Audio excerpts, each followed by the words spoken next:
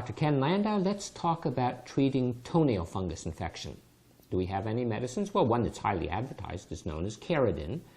Kerydin was approved by the FDA in July of 2014 as first in its class because it contained an active ingredient known as boron, and boron can inactivate an enzyme necessary for fungal growth.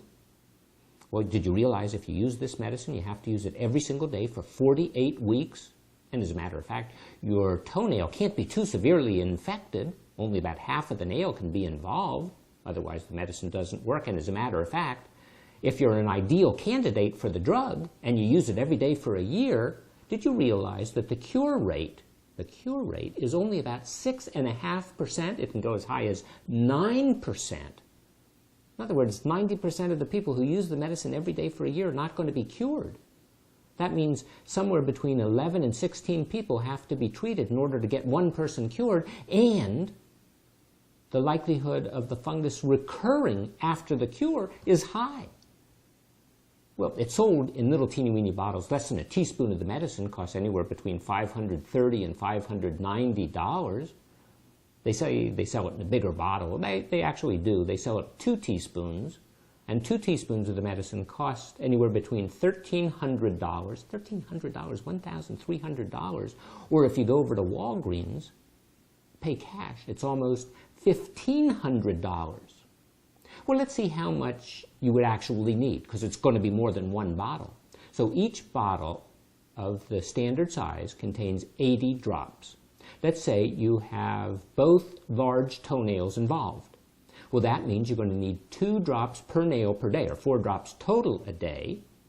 And if you use it for 48 weeks, that's 336 days, that means you're going to use about 1,300 drops of the medicine, or 17 bottles. And 17 bottles at $530 to $590 per bottle, that means you're going to invest over $9,000. And if all of the nails on one foot are involved, you're going to need 6 drops a day, and 6 drops a day for the 336 days. That's going to average a little more than 2,000 drops, or 25 bottles. And 25 bottles at $530, well, that's going to cost about $13,000. And they advertise to stop the toe tucking, but they use the term wrong. Actually, toe tucking is a surgical procedure. A surgical procedure used for shortening of the toe. And the American Orthopedic Foot and Ankle Society says, hey, don't do that. Well, we know that ads cost a lot of money, and they advertise the medicine a lot, and we know that this is big business. So the chemical company that manufactures the drug is known as Anacor Pharmaceuticals. And they joined into a marketing agreement with Sandoz, a division of Novartis, a gigantic corporation. You can go out and buy some stock if you want in the Anacor Corporation. It originally sold at about $22, going up to about $156. We know the current price, after all the controversy about some of these drugs, is only about $100. We know that they suggest that over a period of time, when they ramp up sales, they're going to have about $400 million in sales every single year for this drug. That's what they estimate. And if you look at the percentage of money that is going to be spent on the drug, that means of that $400 million, about $370 million is not going to be associated with cure. So the overwhelming majority of people who use the drug aren't going to be cured. And we also know that the Kerydin company, the Anacor Pharmaceuticals, they say, hey, we'll provide you with a card that will eliminate your copay. So we're just going to stick it to the insurance company. And as a matter of fact, we know that some of these antifungals, the topical medicines, have a profit margin of 90 or 95%. At least that's what they report. Are there any alternatives? Well, you could use Penlac. Penlac's been on the market for some time. It's about as effective as the Kerydin. There are 2 studies that have been done. One study with the Penlac showed 5.5% of the people cured after a year. The other study showed about 8.5% of the people cured. Well, good news about the Penlac is even though it's a lousy drug, it's much cheaper. You can get a bottle of the medicine that contains half again as much as the Kerydin, and the generic only costs you somewhere around $20 or $30.